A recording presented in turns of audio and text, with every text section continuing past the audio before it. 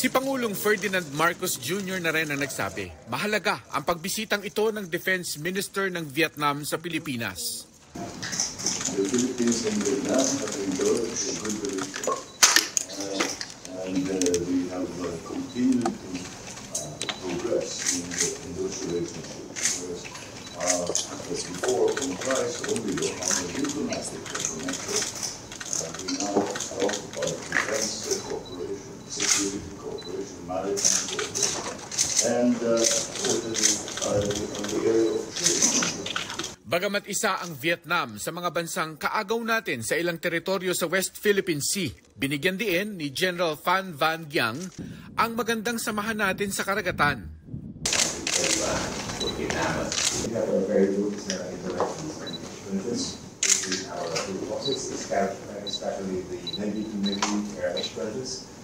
Kahapon naman, ang Secretary General ng Permanent Court of Arbitration ang bisita ng Malacanang.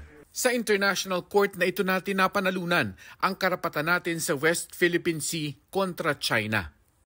Permanent Court of Arbitration is an important part of our foreign policy, considering all of the challenges that we are facing right now, and our continuing adherence to international law.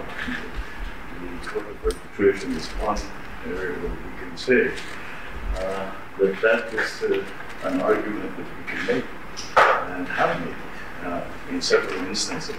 Kostumbre ng PCA na bumisita sa mga bansang sumailalim sa International Dispute Settlement Mechanism, gaya ng Pilipinas. Ipinahayag ng PCA Secretary General ang kanilang interes para sa isang host country agreement para makapagsagawa ng mga pagdinig dito sa Pilipinas, ang Permanent Court of Arbitration. Para sa GMA Integrated News, Mark Salazar, nakatutok 24 oras.